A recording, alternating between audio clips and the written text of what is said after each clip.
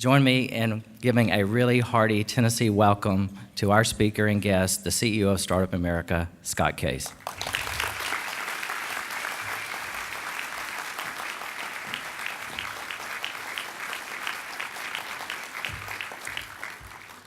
All right, so the boots, huh? So there you go, Startup Tennessee. I got this footwear thing that came with this job. I don't know how it is, but the boots, the quick story about them is that I started wearing red, white, and blue Chuck Taylor high tops when I started to give speaking engagements when we started Startup America, because I wanted to demonstrate what it was like to be part of a startup, which I'll ask a quick question. How many of you out here have actually started a company or in the middle of starting a company right now? Okay, so you all are the entrepreneurs that drive our economy, and that's really what Startup America is all about. So, Michael, thank you. Commissioner Haggerty, thank you. Really appreciate it. And Governor Haslam really represents the whole state of Tennessee as leading the way. And I'll talk a little bit more about that, but I have to say that when people ask me where are we seeing bright spots in the country around entrepreneurship, Tennessee comes to the top. So you all are leading the way for not only your own state, but a lot of other states are looking to you for leadership, and I'll get back to that in a minute. I am a lifelong entrepreneur. I often say I've never really had a job because I've always sort of figured out to create a project or to drive a new business forward. Was one of the co-founders of Priceline.com that went through really crazy hypergrowth, and so I've seen all the things. I've had plenty of failures along the way. Oddly enough, those tend to not make the bio. But they're actually a really important part of the learning that happens between entrepreneurs to entrepreneurs, and we often try to help the entrepreneurs that I talk to personally figure out ways to make new mistakes and not repeat the ones that I've made. So that's part of the job, and that's part of what we're doing. If you come away as leaders in driving economic development, I have one thing for you to focus on. If you don't listen to anything else I talk about, and I hope it's not the boots, the one thing I want you to think about is this. It is young companies that create jobs in America. I'm going to say that again. It is young companies that create jobs in America. It's not small businesses, it's not large businesses, it's young companies. In fact, all the net new jobs created in the United States in the last 30 years were created by companies less than 5 years old. So as professionals, if you don't focus on that sector, if you don't think about those young companies and figure out how to drive them forward and provide the resources and the tools and things that they need, you're not going to see the kind of job growth that you expect and that you want. And that's what Startup America is all about. My job is to look across the entire United States and help not only foster young companies throughout the United States, but also to help drive the kinds of regional ecosystems that are happening here in Tennessee and are emerging. And we often point out to places like Silicon Valley. Well, I'm also here to tell you that Silicon Valley didn't just get created. There were no economic development professionals that said, this will be Sand Hill Road, and the VCs will be here, and the entrepreneurs will be coming through Stanford. That emerged over time. It's an investment of time and energy for those young companies. So at Startup America, we're focused on these young companies. We've divided those young companies into 3 major groups, what we call startups, ramp-ups, and speed-ups. Startups are companies that are in product development mode. They might be 2 people who are driving forward a product, a vision, or an idea. Ramp-ups are companies that are out trying to acquire customers and drive their growth, and usually to scale. And then speed-ups, and for those of you who've ever been through that experience, it's a whole different set of challenges when your customers are driving your business. So we divide the world into those 3 buckets, and then we look for ways to bring partners to help those young companies in 5 major areas. Every startup, no matter what phase you're in, needs these things. One is expertise. So one of the things that Michael Burcham and his team and every accelerator around the country, and I'll talk a little bit more to this, is focused on is mentoring and advice to help young companies. I mentioned not making the same mistakes. That's what comes from that kind of expertise. Mentors, advisors, people who've been there before. Second, support services. For those of you guys who are in the legal field or know people there, real estate, accounting, those are the types of things that done poorly are in the way of most startups. Done well, they're invisible. Third, talent. One of the things that talent drives, and we talk a lot about this at a regional level, it's really critical to be able to have the right people on your team. The first 4 or 5 people that join a startup will really set the trajectory for the business, good or bad, in almost any case. Customers How do you get customers? How do you acquire customers? What role can an ecosystem play in helping to build customer base? And then finally, capital. And a lot of people, especially entrepreneurs, especially first-time entrepreneurs, I'm usually wary of when an entrepreneur comes to me and says, all I need is money. It's almost never the case. And in fact, if that's where they start, it's usually you have to walk them back from that place if you really want to help them. Because if you haven't figured out how to get great experts and build a network of advisors around you, if you haven't got good support services, if you haven't attracted the talent, you haven't figured out who your customer is, no one's going to give you capital. And it's rare that if you have the first four things that you're unsuccessful at attracting capital. It happens, but it's rare. So we brought partnerships together in every one of those categories. We've got partnerships with American Express, with Google, with Intuit, with Microsoft, with Dell, with Ernst & Young, with Dun & Bradstreet, that are national partnerships that are bringing resources to companies at all of these different phases, at all different types. American Express has programs for both on the services side for tracking your accounting, tracking your travel and your other types of expenses. They also have programs to help you track your social media and how you can track the buzz in your brand. We've brought all that together in Startup America, and dozens of other companies are joined.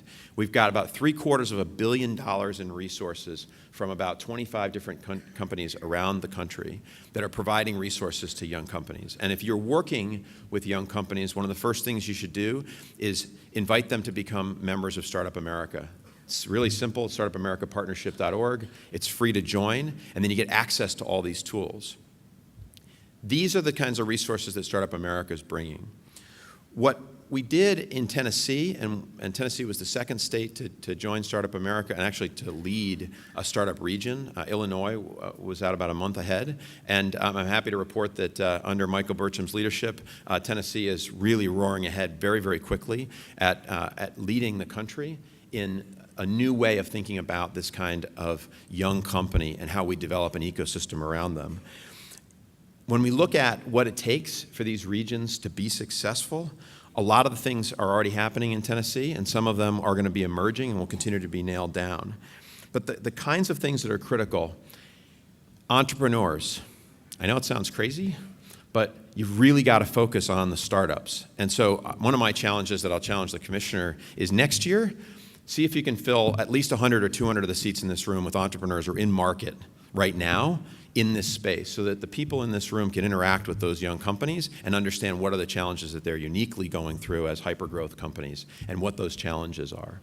But you've got to have those entrepreneurs. You need those people that are doing businesses right now, and then you need the successful serial entrepreneurs. You need the people who have been through it before to join on as mentors, as an example. That's the second thing. Entrepreneurs need a network of other people around them, mentors, advisors, people who have expertise that can help them. And you guys are all natural connectors. How you engage with these young entrepreneurs and connect them to the kinds of other people and relationships, which brings me to the third thing. In the regions that you represent, and I think dividing the state up into 9 regions is really representative of a smart way forward, and I think a lot of other states are looking. I happen to know that Michigan is starting to look at a similar model, so you guys are setting the bar. But in those regions, how do you create lots of activities and engagement? I know that here in Nashville, Michael's got over 150 different events that will have happened over a 2-year period, bringing entrepreneurs together, bringing angel investors together, bringing people together that know that they're not alone out there. Because one of the challenges for a lot of entrepreneurs is you feel like you're toiling away and slugging it out by yourself. And that's one of the big problems. How do we bring people together, and how do we create those richer networks? And they happen through activities. Large companies. You say, well, how do large companies and young companies interact with each other? Well, it's one of the challenges and the opportunities, and I suspect it's probably a gap that's here in Tennessee. How many of you represent or work with very large Fortune 500 companies here in the room that either have them in your districts or in your areas? Those companies become anchor customers if their relationships are done well for these young companies. And I'll give you some examples right now that are happening here. And there's these young companies, and you'll see where having the kinds of relationships with large companies are critical. So one is a company called Bizen, based here in Nashville, founded by an entrepreneur named Jackson Miller. He's got a whole tool that allows franchise owners of restaurants to be able to put something simple on their point of sale and get real-time data about what's happening in their locations. Okay. So far in the last 5 months, he's grown the team to 7 different people, and he's got customers in 5 states. That's a growing business here in the state of Tennessee, and it's not unique to Tennessee. It scales up nationally and ultimately internationally. Okay, it's an example of a great business. It's going to need nurturing, it's going to need support, but it also needs access to large customers. Because if that could be plugged into Burger King at a national level, for example, that allows it to filter down to the rest of the franchise owners. So it's an example of the kinds of things that you all could be helping with. Second company I want to talk about is Stratison. Jason Moore and Todd Featherling delivers advanced analytics to healthcare and market data via cloud services. One of the things that's challenging about working in the startup space is you've got to keep up with all kinds of new technology. We've all got iPhones, perhaps, but understanding the cloud and how that's driving data. But this company, over the last 6 months, has already added 5 new jobs right here in the state of Tennessee. And they're working with 65 different hospitals as customers already. Okay, and the final example I'm going to talk to is Lean Kit. They're also based here in Nashville. They provide a cloud-based service that helps visualize project management software. So any of you guys who are run projects or you're trying to drive things forward, you've got Microsoft Project, which has got its whole own host of things, and you've got these new lean tools like Lean Kit that are emerging. Here's a company that's already landed customers like NBC Universal, Informatica, GlaxoSmithKline, and even Salesforce.com. My point here is that large companies and young companies can play really well together, and you've already got some young companies. And I've got another half a dozen companies that are here, and there's probably hundreds that are happening around your state. Identify them, partner with them, help them be more successful. The last point I'll make, and then I'd love to take some questions from those in the audience, is it's really critical that you as Tennesseans focus on the assets that are here and developing from the ground up these young businesses. It's no longer going to be a strategy that's going to be effective to try to shuffle large companies around the country and move them from one place to another. In fact, it's net job destruction if you look at it on a national level. And by the way, whatever made you as a state attractive, there may be another pretty girl down the line that could move that company too. Much better to build on the young entrepreneurs and the young companies that are here, have them grow up here, and figure out how to keep them. So build it from the ground up and make that kind of investment in Tennessee and draw on the assets and the capabilities that you've got here.